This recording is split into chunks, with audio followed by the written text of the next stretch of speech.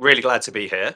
Um, I really wanted to talk, as when I was speaking to Al, I wanted to talk about two things which at UNiDAYS we spend a lot of time thinking about. Like, firstly, and it is far sexier than you think, is around verification. Um, doesn't sound particularly interesting for me to speak at you for 15 minutes about verification, but hopefully it will be more interesting as I walk through. But verification is something which we do a lot of, but also the audience we work with. So the audience we work with is historically it's been 16 to 24-year olds, but over in the last kind of couple of years we've gone even younger with from age 13 upwards. So for those of you who are young enough, like maybe like Bianca in the audience, so you're probably like in your 20s, yeah, hopefully you have been a customer of UNiDAYS in the past. Um, UNiDAYS, yeah, for most of you who are of that age, it will be known as like a marketplace for discounts, student discounts. For those of us who my age, back in the day, it was the NUS. So you'd use the NUS, there's offline discounts. So UNiDAYS came in around about 16 years ago, and we're one of the first people to do this online. Hopefully, like those of you who are old enough as well, you've got kids who are currently in secondary school or at university who also use UNiDAYS. So I guess like discounts is kind of like what we're known for and accessing those discounts. But we have 23 million members worldwide, big in the UK, but also huge presence globally in 115 markets. And so when I talk about verification, like the important thing around verification is like we verify every single one of those 23 million users. We know their name, verify their name. We verify the university they go to. We verify the course they're doing, and we can verify even the year of study they're in. You start to add all that in, as well as the brands that they shop with, the brands that they buy. All of this starts to be quite a powerful data set. And then we connect all of these 23 million users with 900 brands around the world. And they're brands like from Apple and Samsung, all the way through to more interesting brands well, they're all interesting. Um, but more interesting use cases over in the last year or two around Instagram and TikTok. So we work with both of those organizations specifically around verification. And so we over the course of this, we've learned a lot about, again, definitely it's around safety online, but also the importance of knowing your audience. And actually, to Bianca's point earlier, I can definitely also confirm that Gen Z do love Shein because we see an awful lot of sales that come to Shein. So definitely guaranteed. Right. So I think the kind of the name of this presentation was like it's the first generation that are born verified but raised by AI. And I guess kind of like what do I mean by that? I mean, I guess kind of like by that it's every other generation beforehand has really kind of like lived online anonymously. It's like brands kind of had to guess who you are, targeted you with ads, and like hope some of them landed. Whereas this generation is totally different. Like from day one, their identity is known, and really they expect like the whole of the internet to be able to know who they are and turn up accordingly. Um, I think kind of I think that's like what's really interesting with this audience is by 2030, it's said that 70% of the under 25s globally will have um, a verified digital ID. Now, before you think I'm getting like all dystopian on you, it doesn't really. What I'm not saying is everyone's going to have a government mandated ID, though a lot of people do, like in China or parts of Europe. What I really mean here is that the majority, well, there will be a lot of young people who are going to have this portable, persistent digital ID that you'll be able to use and be able to understand like who they are online. So to prove whenever they go to different websites that actually they are who they say they are. Sorry, I'm going to move forward a few slides. 2 seconds. Oh, no, sorry, no, on this one. Try to catch up with myself.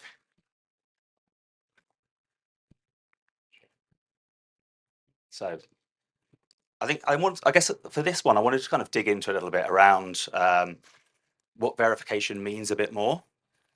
And I wanted to kind of try and use the example of, like, let's say a typical 13-year-old right now. So a typical 13-year-old right now has already been experienced a huge amounts of requests around to verify who they are online. Imagine their first phone. Their first phone, they already need to have a verified device ID. Think about when they first go to school. Anyone who's got kids in school right now, you have to have like verified school ID. Their first, whenever they go online around gaming, so it could be their first Roblox account, or it could be their PlayStation network. You have to be verified, like who you are, and you go forward even a bit more, and actually at some of their social networks. Okay, you have to make sure, okay, that you're verified. Okay, it's a huge topic right now, and actually a big part of what we're doing right now within the US. But again, you have to verify and have to be verified around who you are. So all of these different touch points when they're 13 years old, by the time they get to 16, like it's going to be, by the time they get to 16, like being verified isn't something they think about, right? It's going to be just how things work. And as I said before, it's like they expect the internet to know who they are and and react accordingly, really. And what it means is like brands aren't going to be able to get away with some of the stuff that we've historically been able to do with putting ads in there and trying to target profiles rather than people. You have to then start to have to design for like design for real moments for real people, and that could be that 17-year-old, a verified 17-year-old who we know is about to go to university and and they're looking for their first laptop. Or it could be that 19-year-old who's already just finished the first year of university. They're moving out of halls and they're moving into their own accommodation. Or it could be that verified 21-year-old who's finished university, is looking for clothes as part of getting their first job. All of these are genuine verified moments that we know for verified people, that actually they're opportunities for brands where they should and really they could and really should be there and be present. But again, like to meet this bar, this is a much higher bar in the future. And like to meet this bar, brands are going to have to plug into like verified ecosystems in order to be able to achieve this. And again, bit of a plug here, but again, like it's ecosystems like UNiDAYS, which have access to this verified data. And actually, what they can do here is like it's plugging into these verified ecosystems to be able to access like real permission-based proof that actually the person on the other side of the screen is who they say they are. Really important topic right now. But again, it's going to be hard. And actually, for brands out there, you need to understand, need to try and figure out like where are the places you can go, where are the ecosystems you can go to get access to some of this verified data, as well as using your own. And I guess I wanted to just throw out there a couple of like, I don't know, real world examples of like, how you can start using this. And some of these we might be doing, some of them, again, are purely hypothetical. But for example, it could be like how could Nike use verified information? Well, what they could do is decide to drop an exclusive range purely for verified students, only for verified students. Or it could be Sephora, who decide they want to launch a new skincare bundle, but only for verified people who are leaving high school or secondary school. Or it could be Apple, who want to tie all their iPhones to be able to attach a student ID on there so that all of those students can instantly, on their profile, get access to discounts, get access to learning fees, get access to discounted subscriptions. Or it could be someone like Instagram, who are looking to try and get students to, which again goes back to maybe their roots with Facebook, but get students to start attaching their school, verified school, to their profile so they can start accessing unique content and unique features that is only for students. Essentially like a campus all in a feed.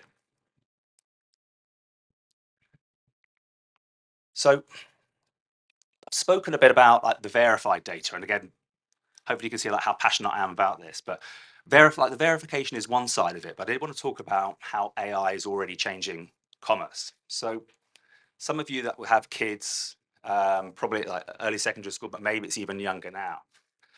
And you can start seeing how they interact. If they've got a question, no longer, they're not typing anymore on Google, or at least mine isn't, not typing on Google anymore, actually going on to AI, ChatGPT to ask the question. And like the reason they're doing this, I asked my own son why he's doing this. It's because the answer he got was far easier to understand than actually a list of search results, but then he had to use the effort to go through and try and answer this. Um, and I think it's an interesting one here because like this generation, they won't be typing. If we go back to the example around the student who's going to university and maybe they want to buy their first laptop, they won't go on to Google anymore and type in. Some of them might, for anyone who's working here at Google, so you're good. But some people won't, right? They'll be, instead of going on typing this in, they'll ask AI. And rather than 10,000 results being displayed, it may be one or two. You'll get one or two of those results. Um, and kind of as talked about this a little bit already, but I think this partnership there's a partnership that you may have read in the news between OpenAI, so ChatGPT, along with Shopify, so again powering a lot of e-commerce, and Stripe, the payment gateway, where they've actually kind of like powered together where combined with this partnership, you never need to leave ChatGPT, so you can actually get the recommendation. Sorry, you can get the search, the recommendation, and the transaction all within one step. You never actually have to leave ChatGPT. So actually, when this student asks, we go back to this example around the student. When the student's asking, okay, where can I get this laptop for under £500? What's going to happen is AI is going to scan all of the different retail catalogs that it can access. It's going to compare a whole load of different things like delivery times, prices, spec, also looking at even reviews. And then it's going to present that back to the user, and then they'll allow them to buy it. And they're not going to leave that interface. Now, I would hopefully, I was going to be able to show some amazing design here, but I wasn't able to. So instead of asking for a laptop for under £500, imagine this student is instead asking them if they could help find a great housewarming gift for their friend, maybe handmade, ceramic dinnerware in white and tan, under $100. So they're on GPT, and this is what they've asked. Instantly, it's gone over there, it's gone and looked. And this is for this example here, it's looking at everything on Shopify, all of the different e-commerce sites. So Etsy is one of them. It's looked through there, it's decided what the best is, and it's presented back two options for the user. User then clicks through, looks at it, says, do you know what? This is absolutely fantastic, this dinnerware set by Blank Pottery. I knew they'd want a pasta bowl. They click, they want to buy. It's all due to Stripe integration already. It's already on there. All of the information around purchasing, delivery, all within this. And then they click here and it's bought. They get the confirmation that comes through to them. This changes a lot, right? Imagine here, you've now got the search question, the recommendation, and the transaction all within that single step. It's being collapsed. And like the winners in the future are not going to be those brands like with the biggest ad budgets. The brands that show up there are not going to be the brands with the biggest ad budgets. They're going to be the brands that the AI can search, can understand, can trust, and ultimately transact with. They're the ones that will appear there.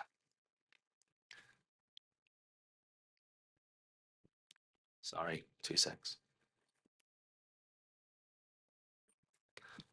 So I wanted to show like maybe a couple more examples, and like some which are a bit more in the future, but they're real pain points for me in my life today. So this one here is around, I wanted to try and talk about another example of where AI and verified data can really start to make transformation happen, right? And that's kind of like, that's where we believe at UNiDAYS this is where this is going. So something simple here is like coffee subscription. I want to do the example here. So anyone who's got a coffee subscription, I unfortunately have, and it's really crude.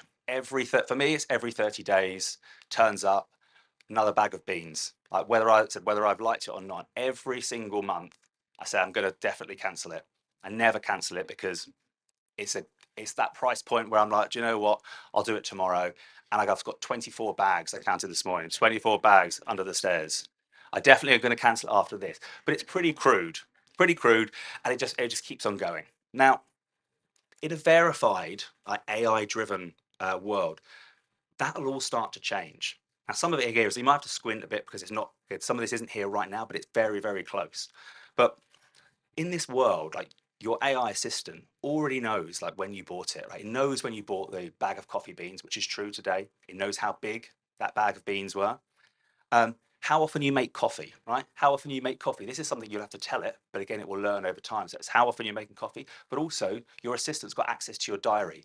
So it knows how often you make coffee, how often you drink it. But equally, when you're going out and maybe you're not at home or you're meeting your friends, you're drinking less coffee.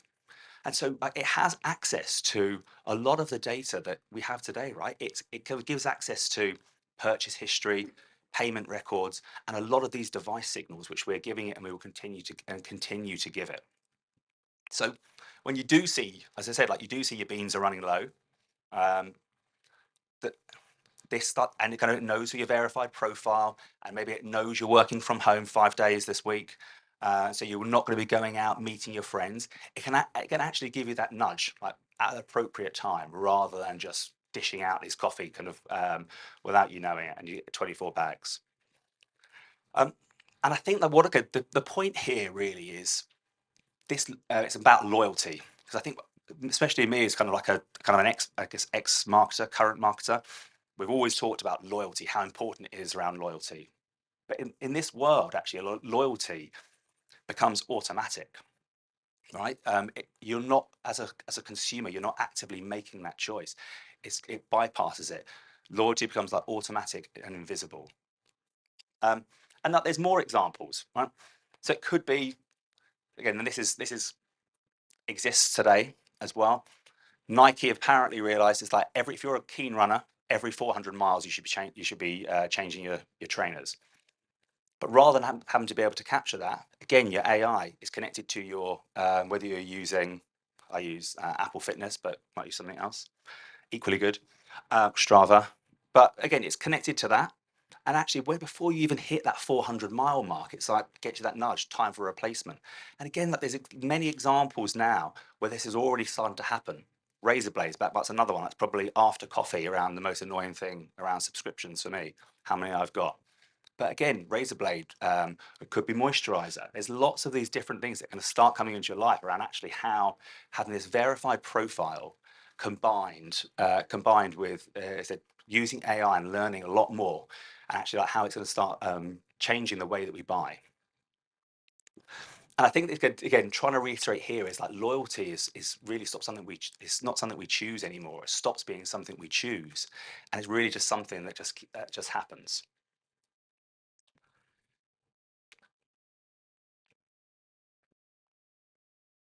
So I guess kind of really just wanted to kind of finish with. I was going to come up with 3 points, but I've merged it into four, or changed it to 4 points. But it's like, how do brands win? How do brands win in like a world of verified identities and intelligent shopping? This one, it's harder with the two things. Okay, so first one here is like design for known users. This where it goes back to like verification and the verification data. I really would encourage you. It's like you want to try and access, and the brand needs to access as many verified data sources as possible. Um, but here it is, like use verification data to understand like life stages, understand like the needs of the individual, understand those triggers of the individual. Um, build experiences for people rather than profiles. The next one here is like feed the machine. I think this is where it comes to what I've said previously around like your product info. Make sure your product info, like the ingredients, the materials, the pricing, the reviews, like all of the SKUs. Make sure that all of that data is structured and accessible. It needs to be structured and accessible. Um, really, so that the AI can firstly like read it, because if it can't read it, it's not going to say won't be able to access it, and you will not be shown in the results. So read is the first one. Reason, because it needs to actually make sense. It needs to be able to make sense to it, and then also it needs to be able to trust it, right? And then a big part of that is around reviews, but equally it's how it consistently shows up. Because if you can do that, right, it could start recommending your brand, but you're not even there. That's the key here, is like start recommending your brand when people are making those searches or asking those questions, more importantly. So the next one here is like being API ready. Like your brand is going to have, it needs to be really important here. It needs to be callable by machines and not just clickable by a human. So like being API ready, um, it's so, again, like, so these agents can find it, can compare it, but also they can transact, right? Transact with your brand. And it's slightly similar with feed the machine, but like one of them is making sure your data is structured in the correct way so it can be retrieved. But then it's making sure that it can be captured, and actually you're in a position as a brand where it can transact on your behalf. And then this last one here again is build invisible loyalty. So again, similar, reiterating what I said before, it's around making sure like you build in like reorder, rewards, and recommendations into your AI journeys, because as I mentioned here, so this is where loyalty is going to be invisible and it's going to be automatic. So take the time to do this. I said you'll be able to see the differences. And I guess it's kind of like just finishing here with like, if you're not ready to be part of this conversation, um, you're not just going to lose this sale, like you're going to start losing relevance. But like for those who are ready, like this is the decade to stop fighting like, for shelf space, and it's to start owning the recommendation layer.